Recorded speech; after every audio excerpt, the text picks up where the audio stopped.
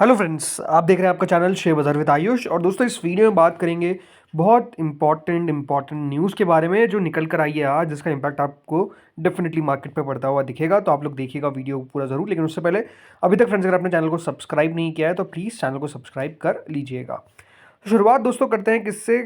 Adani group के ऊपर important खबर निकल कर आई है, और वो इम्पॉर्टेंट खबर ये है कि कंपनी के लिए ओवरऑल ये एक गुड न्यूज़ है।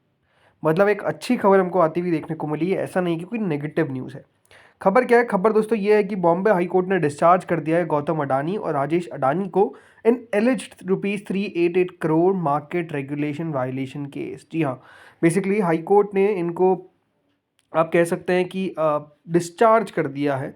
और जो इन पे आरोप लगे थे करीबन 388 crore market regulation violation case के, वो बॉम्बे हाई कोर्ट ने डिस्चार्ज कर दिया है। अब ये अपने आप में कह सकते हैं काफ़ी इंपॉर्टेंट खबर है। अब जो लोग नहीं जानते कि ये कब का केस है, सबसे पहले तो आपको ये बताता हूँ कि ये केस कब का है। सो ये बात ध्यान रखिएगा, जो यूएस एसईसी का केस है और ये केस है, दोनों में अंतर है। ओके, सो ये दोस्तों केस है 2012 का। जी हाँ, 2012 में basically serious fraud investigation office SFIO ने एक चार्जशीट फाइल करी थी अडानी एंटरप्राइजेज लिमिटेड और उसके प्रमोटर्स के खिलाफ, accusing them of criminal conspiracy and cheating. जी हाँ, चीटिंग और क्रिमिनल कॉन्स्पिरेसी का उन पे आरोप लगा था।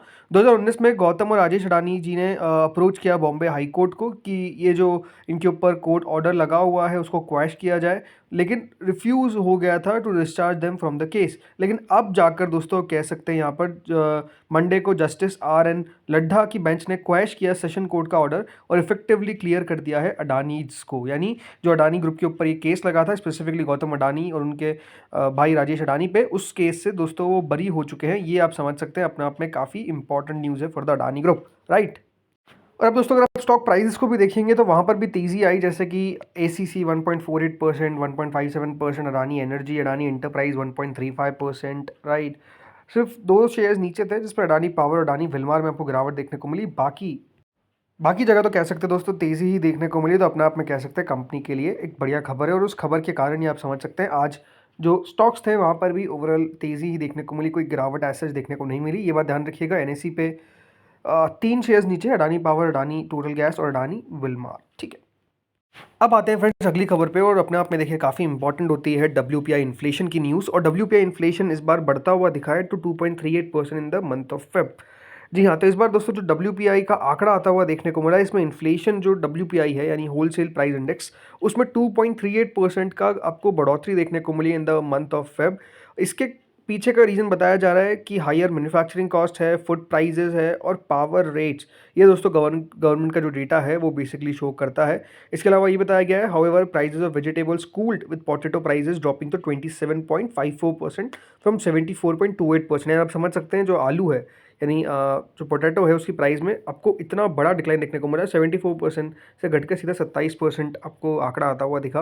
इसके अलावा जो प्राइस ऑफ मिल्क है वहाँ पर भी 1.58% का मॉडरेशन देखने को मिला। और फ्रूट्स और ऑनियन प्राइजेस में स्टिल थोड़ा सा हाई आपको इन्फ्लेशन देखने को मिला, with 20 and 48% respectively. So overall देखिए एक्सपेक्टेशंस क्या थी। एक्सपेक्टेशंस जो थी वो ये थी कि दोस्तों डब्ल्यूपीआई इन्फ्लेशन का आंकड़ा आएगा करीबन 2.36% के आसपास, लेकिन आया कितना? 2.38%। यानी जो बाजार का अनुमान था उससे भी आप कह सकते हैं 0.02% ज़्यादा आपको आंकड़ा आता हुआ देखने को मिला। और इसके पीछे का रीज़न जो सरकार ने बताया वो आपको ने बता दिया कि यहाँ पर जो प्राइजेस थी, जैसे एनर्जी की हो गई, जैसे कि देखिए प्राइजेस हो गई यहाँ पर मैन्युफैक्चरिंग कॉस्ट की, फूड प्राइजेस की, इन सब के कारण दोस्तों जो डब्ल्यूपीआई बेस्ड इन्फ्लेशन डेटा है उसमें आपको बढ़ोतरी देखने को मिली है। अब ये बात ध्यान रखिएगा, डब्ल्यूपीआई और सीपीआई दोनों अलग अलग आंकड़े होते हैं। डब्ल्यूपीआई मेजरली देखिए बिजनेस के पर्सपेक्टिव से बात होती है और सीपीआई कंज्यूमर के पर्सपेक्टिव से बात होती है। आप मोटा मोटी ये समझ लीजिए। इसके अलावा दोस्तों आज डेटा आता हुआ देखने को मिला इंडियाज डायरेक्ट टैक्स कलेक्शन का, और इसमें करीबन 16.2% की वृद्धि यानी इंक्रीज आपको देखने को मिला है to 25.9 lakh crore as of March 16। जी हाँ, तो 16 मार्च को जो डेटा हमको आता हुआ देखने को मिलता है उसमें करीबन 16.2% का टैक्स में आपको इंक्रीज देखने को मिला है, टैक्स में बढ़ोतरी देखने को मिली है। ये अपने आप में आप कह सकते हैं एक न्यूज़ अच्छी है, क्योंकि टैक्स तो देखिए सरकार के पास ज़्यादा जाना चाहिए ताकि डेवलपमेंट के काम हो सके, ये सब चीज़ें सरकार कर सके। सो दोस्तों जो सीबीडीटी डेटा रिलीज़ करता है इसमें करीबन 25.86 लाख करोड़ पर, या ये बात ध्यान रखिएगा, आंकड़ा पहुंचता हुआ देखने को मिला है और 16.15% का सालाना तौर पर आपको एक इंक्रीज देखने को मिला है। जो ग्रोथ है उसके पीछे का बड़ा रीज़न है हायर कॉर्पोरेट और नॉन कॉर्पोरेट टैक्स रेवेन्यू, जिसमें जो कॉर्पोरेट टैक्स कलेक्शन है वो 12.40 लाख करोड़ तक आया है और जो नॉन कॉर्पोरेट टैक्स कलेक्शन है वो 12.90 लाख करोड़ तक आया है। ठीक है, सो इसके कारण आप समझ सकते हैं कि दोस्तों इस प्रकार का आपको डेटा आता हुआ देखने को मिला है, जिसमें जो आगे है वो है non corporate tax collection 12.90 lakh crore और पीछे है corporate tax collection 12.40 lakh crore. ये आपको डेटा देखने को मिला। इसके अलावा सिक्योरिटी ट्रांजैक्शन टैक्स, इसका वेट मैं भी कर रहा था और वो जो डेटा है उसमें शार्प इंक्रीज देखने को मिला है टू क्लोज टू 53,095 करोड़। जो पिछले साल तक आप देखेंगे डेटा था करीबन 34,131 करोड़। यानी आप समझ सकते हैं जो सिक्योरिटी ट्रांजैक्शन टैक्स है उसके अंदर भी बहुत बढ़िया इंक्रीज देखने को मिला है। सीधा 34,000 करोड़ से बढ़ के 53,000 करोड़ पर हमको आता हुआ देखने को मिला डेटा। तो अपने आप समझ सकते हैं डेटा इज़ क्वाइट गुड। सिर्फ गिरावट हमको देखने को मिली वेल्थ टैक्स के अंदर। वेल्थ टैक्स में डिक्लाइन देखने को मिला है, 3656 करोड़ पर आता हुआ देखने को मिला है, मिला था पिछली बार और इस बार आया है 3399 करोड़। ठीक है, जो डायरेक्ट टैक्स कलेक्शन में बढ़ने का कह सकते हैं एक फ़ायदा ये होता है कि दोस्तों जो हमारी फिजिकल हेल्थ है, राइट, उसमें एक अच्छा खासा आप कह सकते हैं पॉजिटिव साइन आता है। और इससे होता क्या है कि सरकार को दोस्तों जो डिपेंडेंसी है कि कर्जा लेना है उससे सरकार बच जाती है। ऐसा नहीं कि कर्जा बिल्कुल नहीं लिया जाता है, कर्जा कम लिया जाता है बिकॉज गवर्नमेंट के पास जो रेवेन्यू आ रहा है वो ज़्यादा आपको आता हुआ देखने को मिल रहा है, तो सरकार कम पैसा बोरो करेगी। अब आते हैं फ्रेंड्स ओला इलेक्ट्रिक पे। तो आज ओला इलेक्ट्रिक का शेयर 7% तक हमको स्लिप करता हुआ नजर आया है और गिरावट जो है वो यहाँ पर थमने का नाम नहीं ले रही है। इन्वेस्टर्स के पैसे आप कह सकते हैं बिल्कुल डुबो दिए हैं, ये अभी साफ साफ नज़र आ रहा है। अभी देखना होगा कि आगे चल के किस तरीके से स्टॉक चलता है। बट आज की गिरावट के पीछे का रीज़न है इंसॉल्वेंसी पिटीशन अगेंस्ट सब्सिडरी। जी हाँ, एक इंसॉल्वेंसी पिटीशन जो है वो इनके सब्सिडरी के अगेंस्ट डाली गई है और इस खबर के बाद आते ही अगर आप आज देखेंगे तो स्टॉक में गिरावट देखने को मिल गई।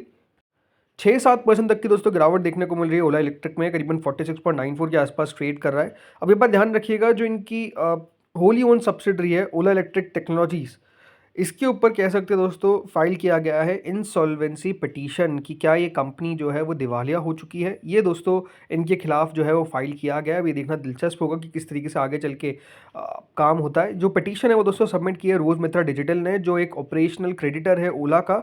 ये एनसीएलटी के बिफोर दोस्तों डाली गई है, जो इनके बेंगलुरु बेंच है।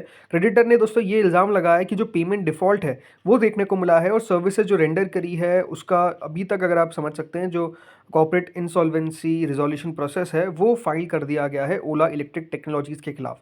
तो आप समझ सकते हैं कि देखिए कंपनी के लिए लगातार खराब खबरें आ रही है और ओला इलेक्ट्रिक के गिरने के पीछे का रीज़न आप समझिए। लगातार दोस्तों कंपनी के जो रेवेन्यू है उसमें डिक्लाइन देखने को मिला है। जैसे कि जून का क्वार्टर आप देखिए 1644 करोड़, सितंबर का क्वार्टर आप देखिए 1214 करोड़ डिक्लाइन है, दिसंबर का क्वार्टर देखिए 1045 करोड़। अब ये बात ध्यान रखिएगा दिसंबर का क्वार्टर में तो एटलीस्ट ग्रोथ होनी चाहिए थी, उसके पीछे का रीज़न एक फेस्टिव सीजन होता है। यहाँ पर भी दोस्तों कंपनी की सेल नहीं बढ़ी। देखिए जो न्यू एज कंपनीज हैं इनका पास एटलीस्ट एक फैक्टर जो पॉजिटिव होता है ये होता है कि ग्रोथ जो होती है वो अनप्रेसिडेंटेड होती है। मतलब जो ट्रेडिशनल कंपनीज है वो इस तरीके से ग्रो नहीं कर सकती अपने रेवेन्यू को। नो डाउट ये लॉस मेकिंग कंपनीज होती है, बट जिस तरीके से रेवेन्यू बढ़ता है आगे चल के ये एक्सपेक्टेशंस रहती है कि कंपनी का जो अभी लॉस हो रहा है उसके पीछे का बड़ा रीज़न है कि कंपनी मार्केट कैप्चर करना चाहती है, मार्केट को बिल्कुल भी अपने हाथ से जाने नहीं देना चाहती है। लेकिन हो क्या रहा है दोस्तों बिल्कुल इसका उल्टा। जैसे कि अभी जो मार्च 2025 का आंकड़ा निकल कर आया इसमें ओला इलेक्ट्रिक का जो मार्केट शेयर है वो याद रखिएगा गिरता हुआ देखने को मिला।